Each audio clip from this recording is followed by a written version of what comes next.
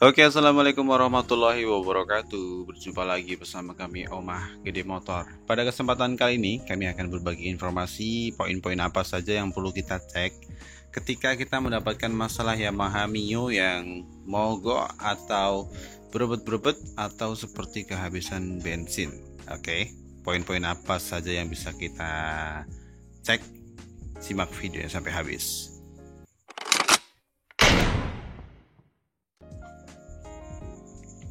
Oke, terima kasih sudah bergabung bersama kami, sudah klik video ini.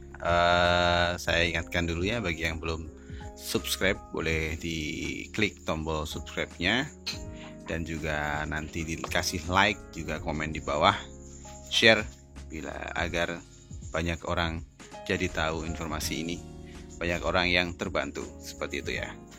Oke, kita masuk poin yang pertama yang paling sering terjadi pada Yamaha Mio.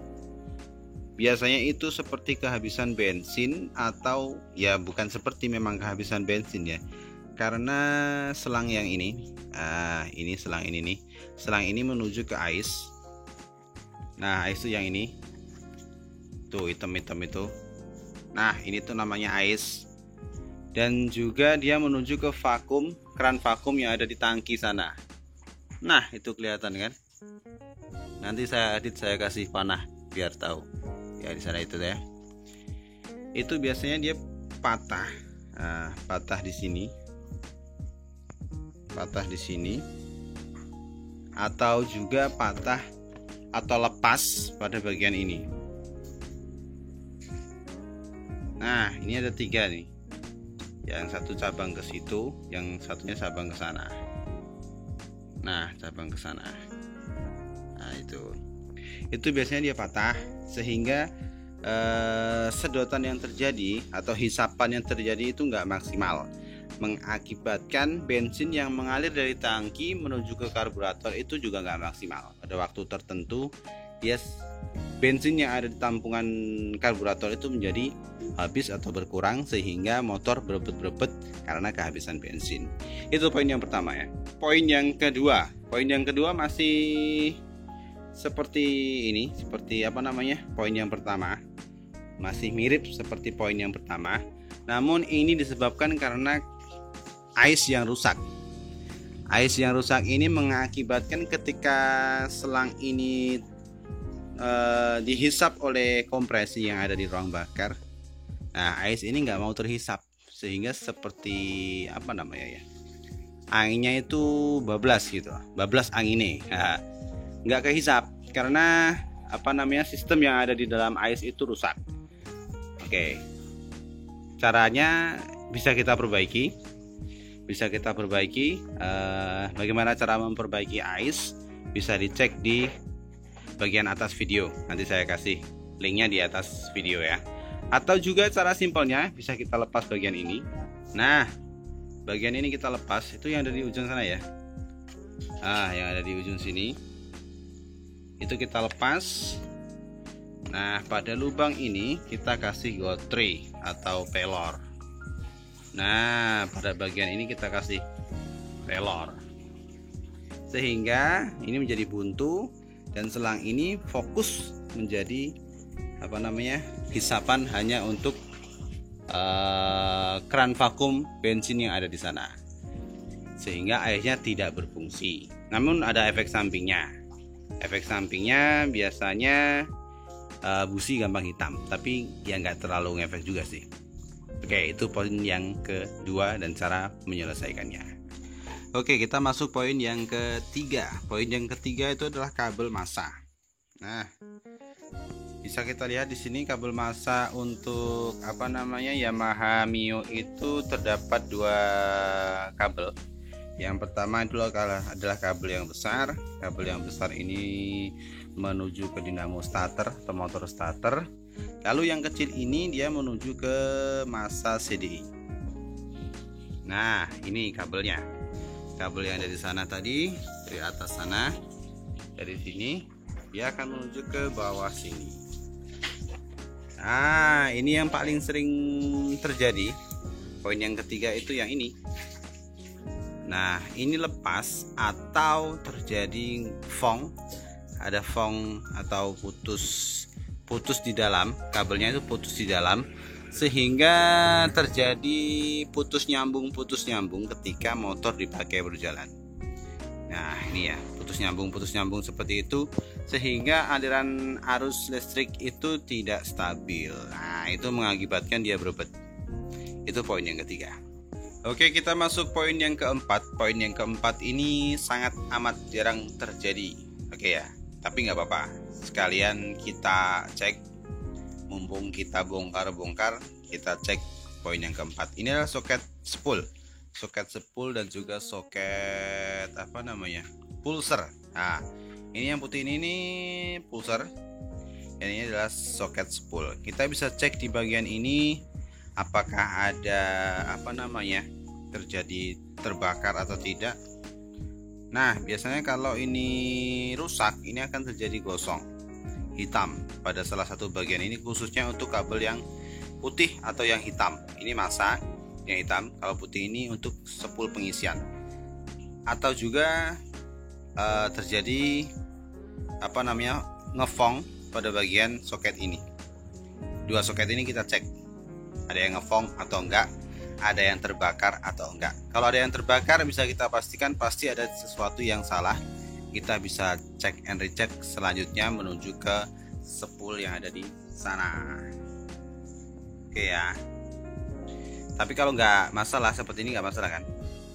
Nah, ini kan oke-oke saja. Kita lanjut ke poin yang kelima. Oke, masih di bagian kanan. Semuanya pokoknya kita cek itu bagian kanan cover body ini. Kita buka cover body bagian kanan, kita cek semuanya. Selanjutnya adalah kiprok. Kiprok ini bisa kita cek dengan cara kita buka seperti ini. Ya. Nah, kita cek lagi pada bagian soketnya itu ada yang gosong atau enggak. Biasanya yang gosong itu pada bagian merah ini yang menuju ke aki. Oke ya, kalau nggak merah ya putih dan hitam. Kalau kuning nggak berpengaruh karena kuning lampu. Oke, itu poin yang kelima, soket kiprok. Kalau ada yang gosong berarti ada yang salah, mungkin bisa kiproknya yang rusak, atau juga bisa ada kabel yang konslet. Nah, kalau terjadi seperti itu, kita harus cek and recheck selanjutnya. Kita bongkar pada bagian kabel ini, kita cek satu persatu. Tapi biasanya kalau ini ada yang gosong, itu yang rusak itu kiproknya. Jadi kalau ada yang gosong, kita coba pakai kiprok yang baru, apakah motor menjadi normal atau tidak. Oke ya. Dan biasanya kalau kiproknya rusak, nah ini salah satu tanda kalau kiprok rusak atau regulator rusak itu apabila kita menghidupkan motor tanpa aki. Nah, kita menghidupkan motor tanpa aki, motornya itu nggak mau hidup, atau hidup tapi pincang suaranya seperti busi setengah mati, seperti CDI setengah mati, berebet. Nah, itu salah satu tanda kalau kiproknya rusak, seperti itu ya. Oke, kita lanjut ke poin yang selanjutnya. Poin yang selanjutnya ini adalah poin nomor 6, itu adalah CDI. Oke. Untuk mengecek CDI kita pakai CDI baru saja. Oke, kita pakai CDI baru saja. Kita pinjam temen atau beli yang murah meriah, harga 60-an sudah dapat. Kita pakai. Kita bisa cek kondisi kabelnya satu persatu. Kita bisa lepas seperti ini. Nah, kita kita lepas soketnya seperti ini. Kita bisa lihat warna kabel ini satu persatu. Oke ya. Ini coklat. Oke, untuk diingat ya, coklat ini adalah positif dari kontak. Jadi motor Yamaha itu positif yang dari kontak itu warnanya coklat. Nah, ini ketika kita on kan, kontaknya kita on kan, warna coklat ini harus ada strobnya. Caranya gimana? Kita bisa pakai avometer atau kita bisa pakai kabel, kita masukkan ke sana. Lalu kita gesekkan ke rangka atau ke masa atau ke negatif apapun. Kalau ngecret ada listriknya, itu berarti normal. Tapi kalau nggak ada, itu bisa jadi kabelnya ngefong tengah. Nah, itu salah satunya. Lalu untuk orange ini adalah menuju ke coil, menuju ke coil pengapian. Jadi kita bisa cek pakai avometer, kita masukkan ke sini. Lalu yang satunya kita cek ke sana. Ini adalah soket dari coilnya Mio. Kita bisa taruh ujungnya di sini, kita lepas dulu ya kan. Lalu ujungnya satunya kita taruh sini dan ujungnya kita taruh situ. Oke. Nah, kalau nyambung ya berarti nggak apa-apa. Pokoknya intinya kita ngecek ini nyambung atau enggak. Untuk hitam masa sama caranya ya.